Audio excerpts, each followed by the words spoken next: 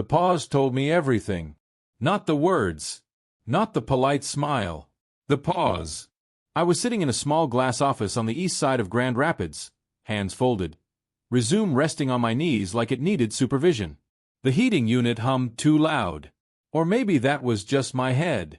Jason Miller, site manager, mid-30s, looked at the paper, then at me, then back at the paper again. He didn't rush. He didn't frown. He simply hesitated, and that hesitation landed heavier than any rejection I'd heard before. When he asked my age, I answered without decoration. 61.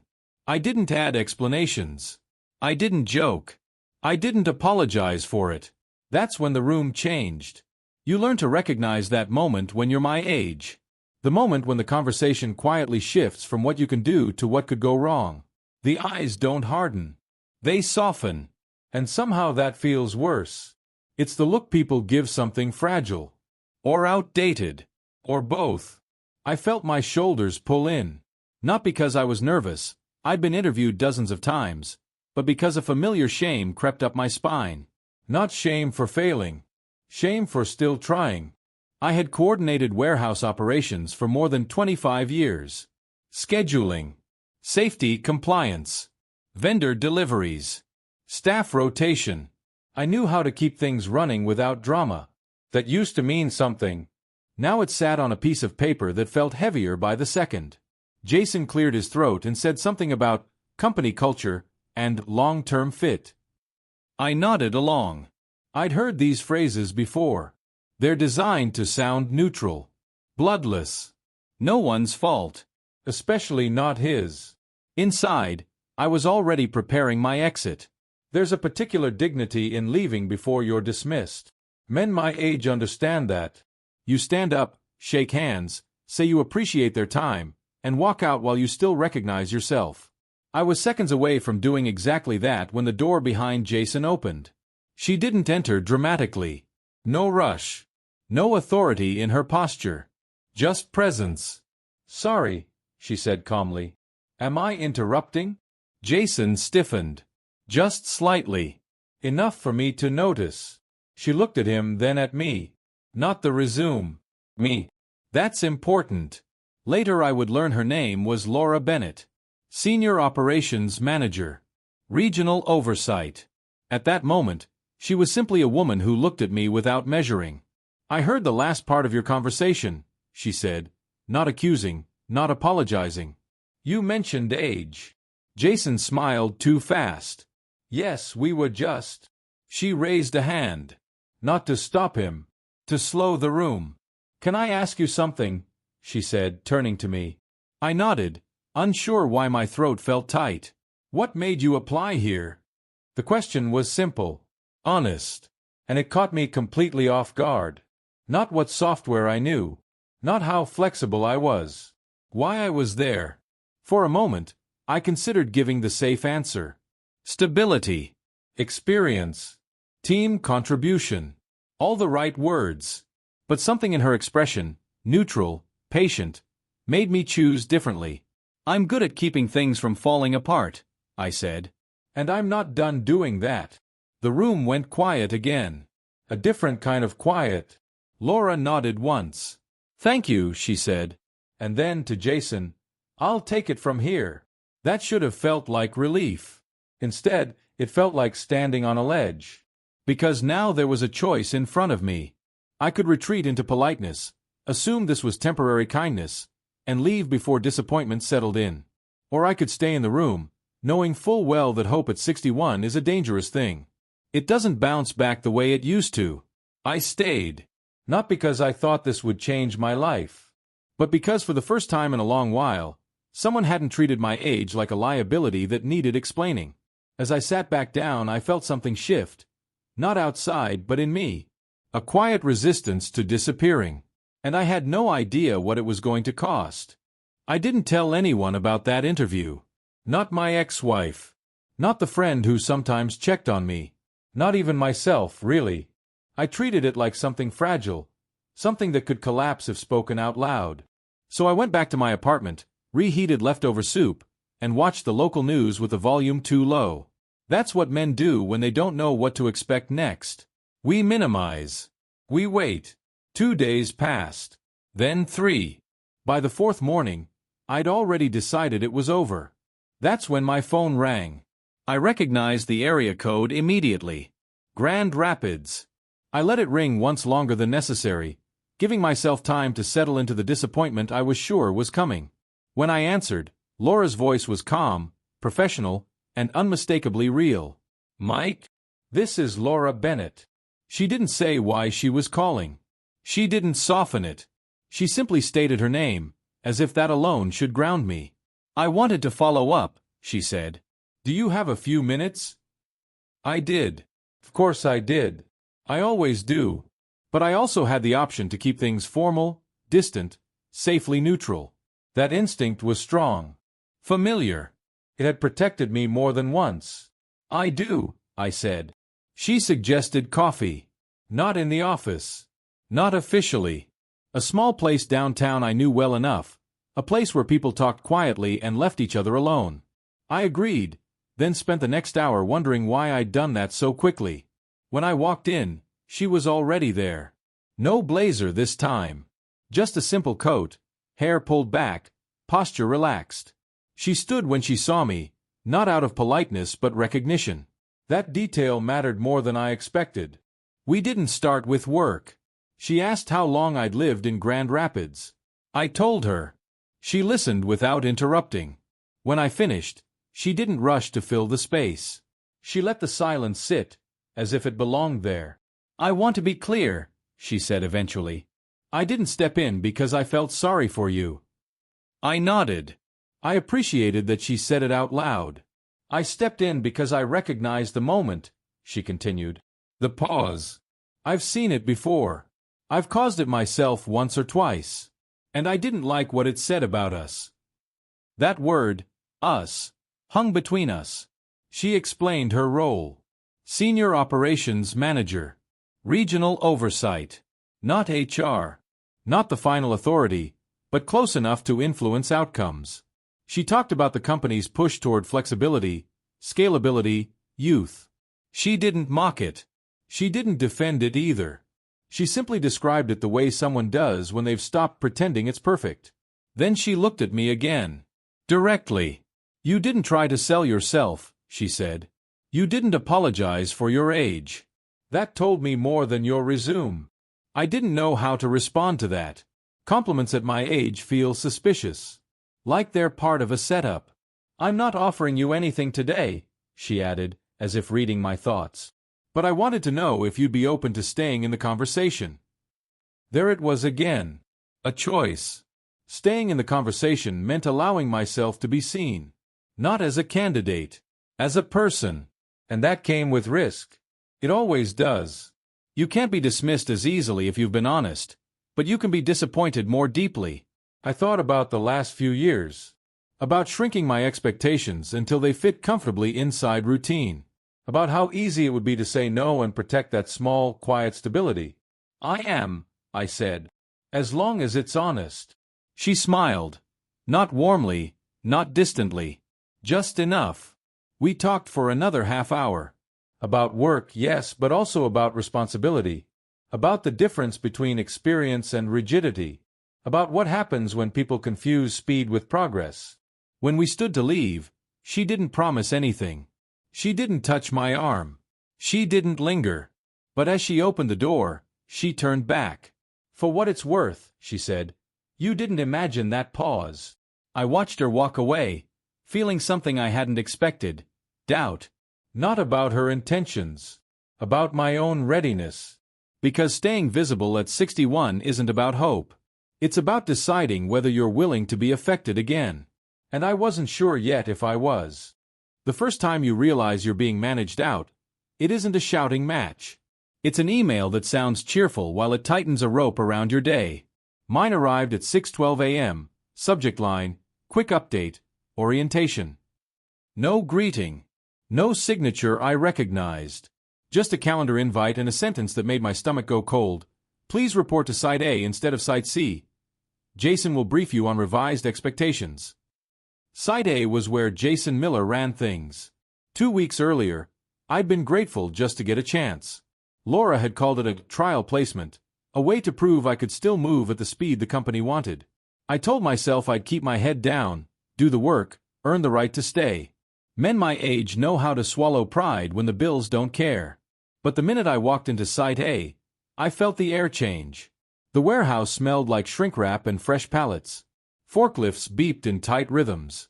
Young guys in safety vests moved fast, earbuds tucked under hard hats, eyes skimming past me like I was a visiting uncle. Jason waited near a whiteboard covered in numbers. He didn't offer his hand. "Morning, Mike," he said, looking over my shoulder as if someone more relevant might be behind me. "We're running lean here. That means no dead time." I kept my voice steady. "Understood." He pointed at the board. "You'll shadow inventory control today. After that, we'll see if you can keep up." Shadow. Keep up. Words that weren't about performance. They were about age, without the legal risk of saying age. By noon, I'd counted, scanned, logged, and corrected 3 separate discrepancies that would have turned into a mess by Friday. I didn't make a show of it. I simply fixed what needed fixing. That was my old strength. Quiet competence. Jason noticed anyway. He always would. Men like him can tolerate mistakes. They can't tolerate being quietly outdone by someone they've already decided doesn't belong. At 1:40, he called me into a small office with a window facing the loading bays. A second chair sat there like an accusation. "Let's talk expectations," he said. He slid a printed sheet across the desk. It looked official, but it wasn't. No letterhead. No policy number. Just bullet points, pace, adaptability, communication style, cultural fit. I read it once, then again. "This isn't the standard checklist," I said carefully. Jason smiled, but it didn't reach his eyes. "Standard is flexible. We tailor when we need to." There was my threat. Not open, not dramatic. Tailor. Flexible. Words that meant, we can make you fail without ever saying why. I felt heat rise in my face. Old, familiar shame. Not because I'd done anything wrong, but because I could already picture the story he'd tell. The older guy couldn't adjust. The older guy got confused. The older guy slowed the team down. At 61, reputation isn't a luxury. It's the last currency you have. I thought of Laura. I could call her. I could forward the email, the sheet, the tone. I could ask her to step in. And then I heard my father's voice in my head, plain as day. "Don't be the kind of man who needs someone else to fight his battles." That was my internal choice, right there in that cramped office. Protect myself by escalating, or protect my dignity by handling it myself, even if it cost me. I looked at Jason. "Tell me what success looks like," I said. He leaned back. "Speed. No second guessing. Do what you're told." I kept my hands flat on my thighs so he wouldn't see them tighten. "And accuracy?" Jason shrugged. "We're not building rockets, Mike." That line was meant to shrink me, to reduce my standards to stubbornness. I stood up slowly. "Then you don't need me," I said. His eyebrows lifted, surprised. He'd expected me to argue, to plead, to get emotional. That's how you win against someone older. Make them look unstable. "I'm not quitting," I added, because I could hear the trap. "I'm clarifying. If speed matters more than getting it right, put that in writing. Company letterhead. Policy number. Then I'll sign it." Jason's smile faded. He glanced at the paper he'd printed like it was suddenly embarrassing. "You're making this bigger than it is," he said. "No," I replied. "You are." Quietly. For a second, we just stared at each other. Forklifts beeped outside.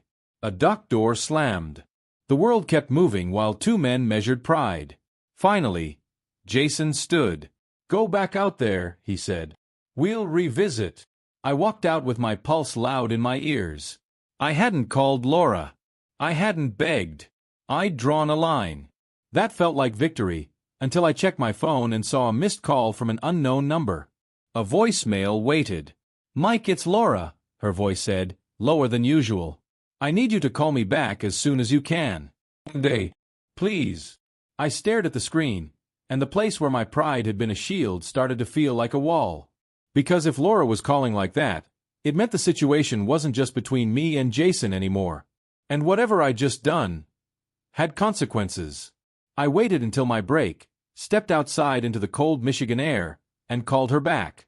When Laura answered, her voice was lower than usual, like she was walking. "Jason filed a note with HR," she said. "He's calling it a performance consistency concern. He's building a file." My mouth went dry. At 61, you don't get fired in a scene. You get documented, then erased. "What do?" I asked. "Decide what matters more," she said. "A quiet paycheck, or your name." That landed in my chest. I thought about my health insurance card, the prescriptions that weren't optional, the way one missed paycheck turns into panic. Then I pictured Jason telling his clean little story. Nice guy, but couldn't keep up. Back inside, Jason met me by the time clock as if he'd been waiting. He nodded toward a stack of damaged cartons. "Process those. Don't overthink it." The labels were wrong. If I followed his shortcut, the inventory system would show product we didn't have. Someone would take the blame later. Probably me. That was my next choice. Do it his way and stay invisible, or do it right and become a problem. I relabeled the cartons properly. Jason drifted close, voice soft. "You're not here to teach," he murmured. "You're here to follow." I didn't argue. I didn't flare up. I just kept working, steady as a metronome.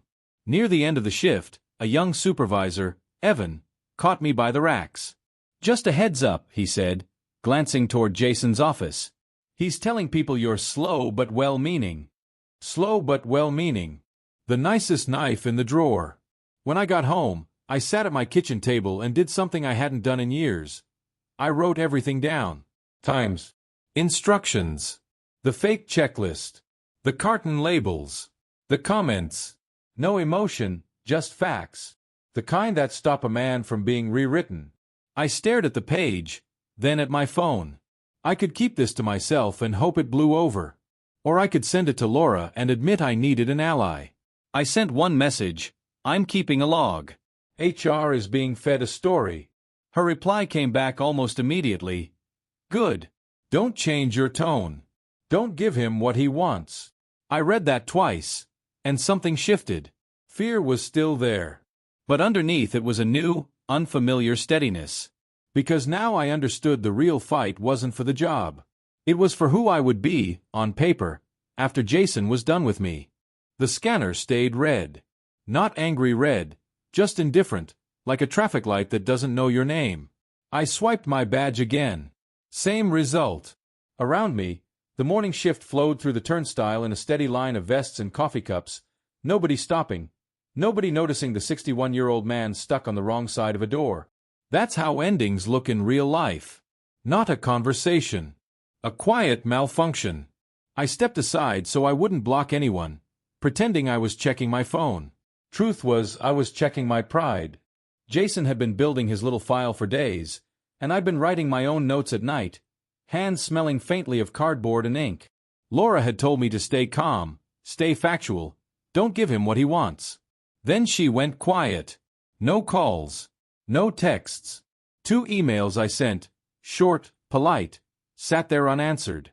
I told myself she was busy. Regional managers are always busy. But a different voice inside me kept whispering the thing men like me hate to admit. She's stepping back. She helped once, she can't keep doing it, and now you're alone again. A guard finally walked over. Young guy, decent eyes. "Sir, can I help you?" "I'm scheduled," I said. I hated how defensive it sounded. He checked his tablet, then looked up with that careful professional sympathy I'd come to recognize. "It says you need to see HR." My throat tightened. "Did it say why?" He shook his head. "Just HR." HR was down the hall, past the posters about teamwork and safety and our values. I sat in a chair under a framed photo of smiling employees, all teeth and bright futures. The air smelled like lemon cleaner and paper. After 10 minutes, an HR specialist I'd never met, Alyssa, called my name. Her office was too neat. Not a pen out of place. Jason's kind of place. "Mike," she began, voice soft like a nurse. This is a routine check-in. Routine. That word is a blanket they use to cover sharp objects. She slid a document toward me. Not a termination. Not yet. A performance improvement plan. 90 days.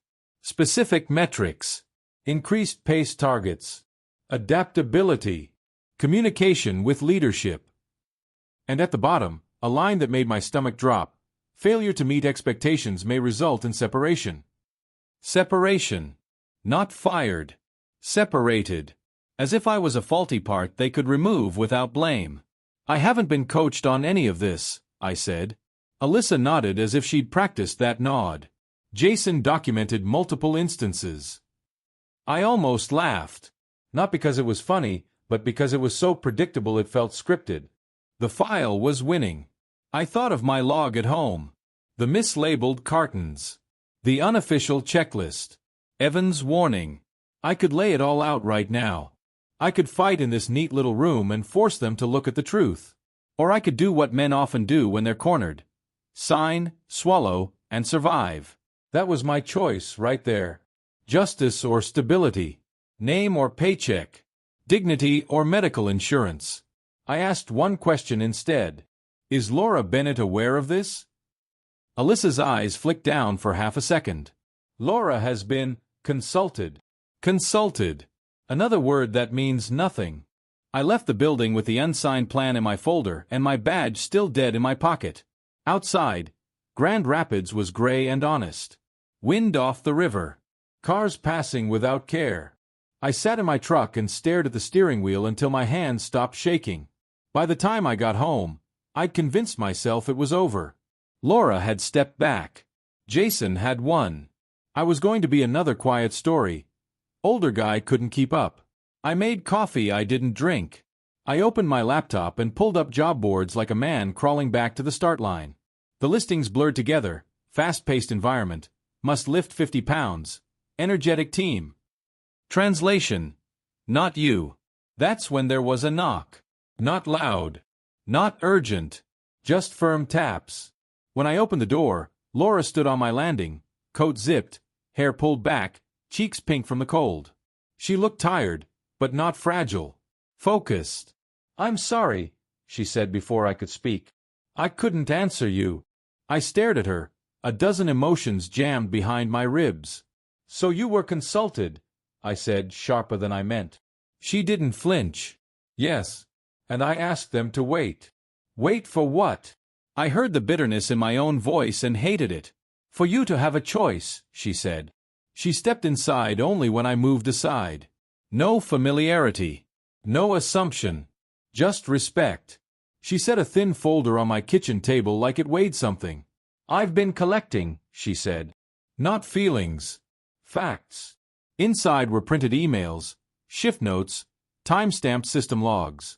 A schedule change that contradicted Jason's claims. A safety report that showed the exact issue I'd corrected, credited to someone else. Even an anonymous statement from a supervisor, Evan, describing Jason's pattern with older hires. I swallowed hard. How did you get this? I asked the questions HR wasn't asking, she said, and I told them I wouldn't be part of a quiet push-out. There it was. Her motive. Not rescue. A line she refused to cross. I sat down slowly. Then why go silent? Laura exhaled. Because if Jason knew I was building a counterfile, he would have accelerated. He would have forced you to react. Anger would have made you look unstable. And he's good at that game. I stared at the folder, feeling my shame shift into something heavier. Gratitude, maybe. Or the uncomfortable realization that someone had put their professional neck out for me without demanding anything in return. So what now? I asked. Now you decide, she said. You can sign the plan and try to outwork a rigged system. Or you can contest it formally. If you contest, it gets messy. Meetings. Statements. People taking sides. And my job. She met my eyes. I can't promise an outcome.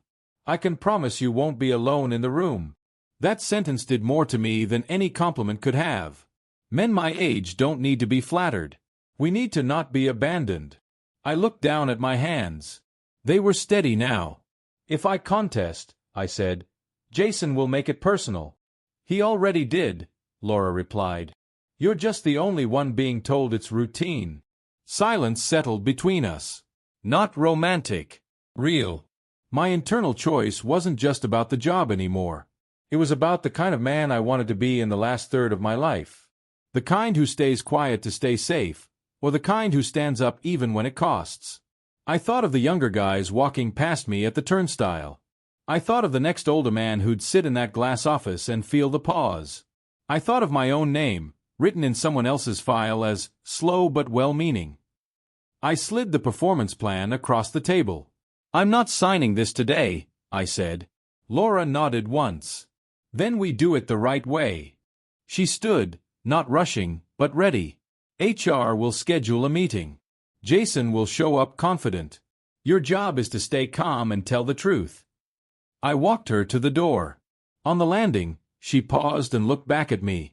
One more thing, she said. If you decide later that you want the quiet paycheck, I won't think less of you.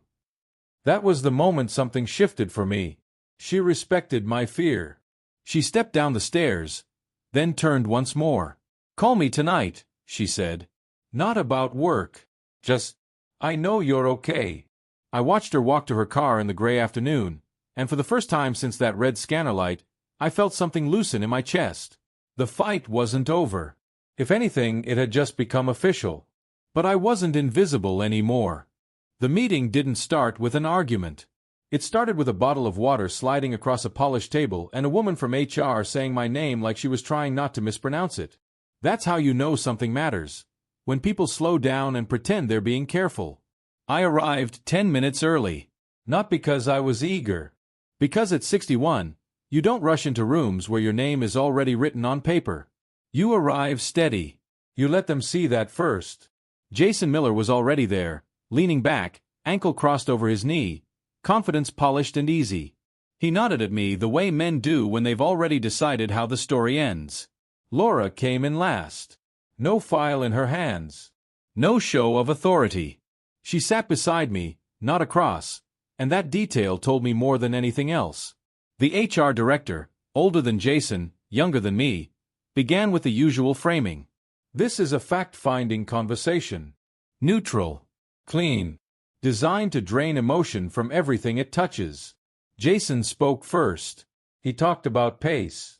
About alignment. About concerns raised by multiple observations. He never mentioned age. He didn't have to. Every sentence carried it anyway, like a watermark you can't scrub out. When it was my turn, I didn't defend myself the way I would have 10 years ago. I didn't try to impress. I didn't tell stories about the past. I opened my notebook. Dates. Times. Instructions. Screenshots. System logs. The mislabeled cartons. The checklist without letterhead. Evan's written statement. I read slowly, calmly, like a man reporting weather patterns, not injustice. When Jason interrupted, Laura didn't jump in. She waited until he finished, then asked a single question. Can you point to where company policy supports that instruction? The room shifted. Not dramatically. Just enough. HR leaned forward. Jason adjusted his seat. The story he'd rehearsed began to fray at the edges. Not because it was false, because it was incomplete.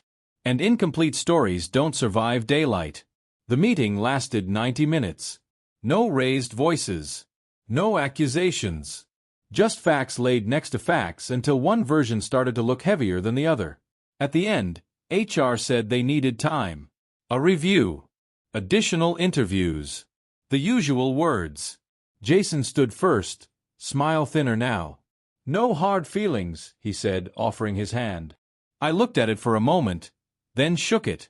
Not to forgive. To close the loop. Outside the building, Laura and I stood in the cold March air, breath visible between us. She didn't ask how I felt. She knew better. You did what you could, she said. Whatever happens next won't erase that. That night, I slept straight through for the first time in weeks. 3 days later, HR called. Jason was being reassigned. Not fired. Companies don't like drama. But his management approach, would be reviewed. My performance plan was withdrawn. They offered me a revised role, slightly different scope, clearer expectations, no direct reporting line to Jason. It wasn't a victory parade. It was a correction. I accepted. Not because it was perfect, because it was honest enough.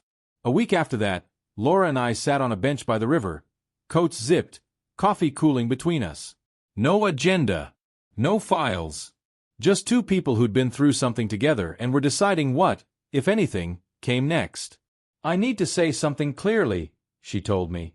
I didn't do this to change your life. I nodded. I know. I did it because I couldn't live with myself if I stayed quiet, she said. And because I believe how we treat people at the edges tells us who we are. We sat with that for a while. The water moved. Traffic hummed in the distance. Grand Rapids doing what it always does, continuing without ceremony. I'm not looking for anything that asks you to be brave all the time, she added. I'm done with that phase of my life. I smiled, surprised by how relieved that made me feel. Good, I said. I'm not interested in being rescued. She laughed softly. Not flirtatious. Familiar. We didn't make promises. We didn't define anything. We agreed to dinners when schedules allowed. Conversations that didn't revolve around work. Space when it was needed. At my age, romance isn't about urgency. It's about permission. Permission to be seen without performing. Permission to matter without explaining why. Months later, Jason's name stopped coming up. The warehouse found a rhythm. Younger guys asked me questions, not because I was in charge, but because I knew things.